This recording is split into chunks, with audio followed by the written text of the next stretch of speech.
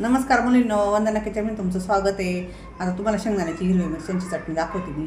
हिरव्या मिरच्या, लसूण, जिरं, मीठ आणि वाटीभर शेंगदाणे.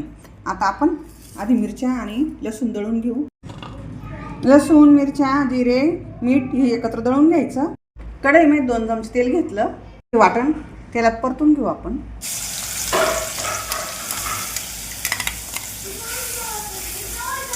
शेंगदाणे जाडसर दळून घेऊ.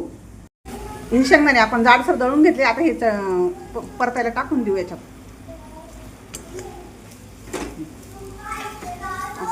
आता ही चटणी चांगली परतून घ्यायची 5 मिनिट.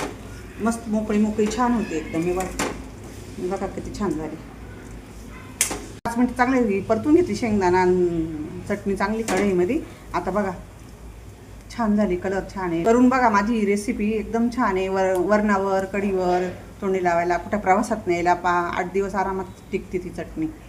करून बघा. लाईक करा, शेअर करा.